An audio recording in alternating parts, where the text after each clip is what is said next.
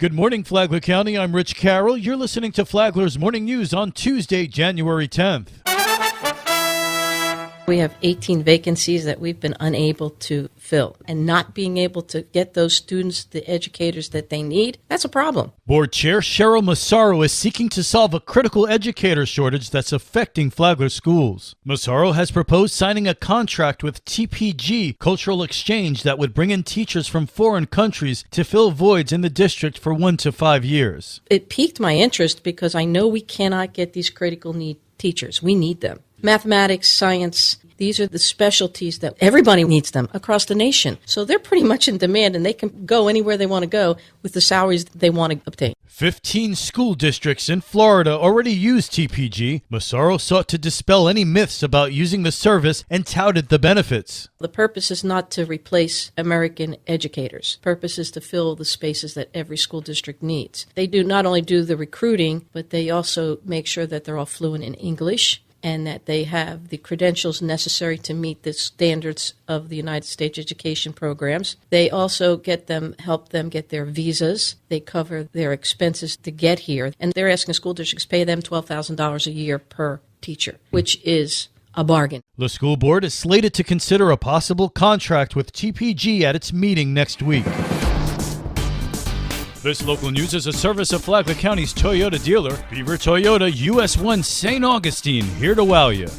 Flagler County Supervisor of Elections Katie Lenhart obtains approval from the Board of Commissioners for election cybersecurity upgrades. Lenhart says the upgrades are being paid for with a grant that does not require a local match. So basically, if there's something that gets into the network, it will find it. And it's based on cybersecurity signatures from all over the nation. This is a system that's used by a lot of local governments. So those specific attacks that come to elections offices, that come to cities, using all that intel to base those signatures and look for those type of actors and that type of software or malware or even ransomware. Commissioner Leanne Pennington sought clarification from Lenhart. Just to confirm, so it is something we already have in place. Correct. It's for electronic security only. Right. And this is just seeking reimbursement. This grant specifically is for cybersecurity, hardware, software. It's also for some types of voting equipment. It also is for accessibility for voters to access the polling site, where it could be like wheelchair ramps or anything like that, or accessible online voting, which we'll use it for a reimbursement for that. The request was unanimously approved. For Flagler's Morning News, I'm Rich Petchke.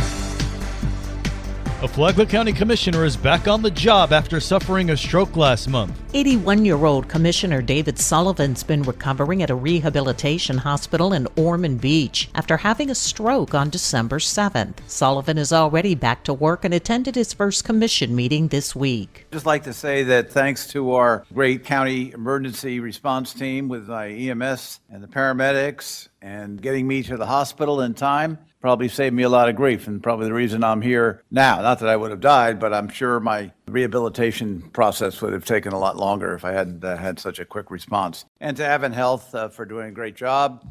Once I got to the hospital, they knew what they were doing, and then on down to the Ormond Rehabilitation Center. So thank you for everybody for that. Thanks for everybody for their kind comments. Sullivan says he was sitting at home on his computer when his whole left arm went numb. Sullivan says he did what he was taught, to immediately call 911 so emergency responders could bring him to the hospital. He doesn't have any permanent damage. For Flagler's Morning News, I'm Karen Johnson. The event is on Mardi Gras night, but what is it really? The Flagler Education Foundation's Mardi Gras this year is on February 21st, the real Fat Tuesday. It's a casino night. Foundation board member Maria Levin-Sanudo said that it is nothing but fun. Even though you use play money, you take it quite seriously when you're there playing blackjack and slot machines and all those other casino games. But it's just such a fun night to unwind, to have fun, kick your shoes off, have a drink, have great food. It's just a wonderful, wonderful, fun night. Levin-Sanudo said that Mardi Gras raises funds for scholarships that the foundation gives to students in Flagler County for college. Lifeline is on WNZF Saturday mornings at 9 and on the Flagler radio app. Tomorrow, Unmasking the Masquerade. From the WNZF newsroom, I'm Deb Albertson. And now you're up to date on Flagler's Morning News. I'm Rich Carroll.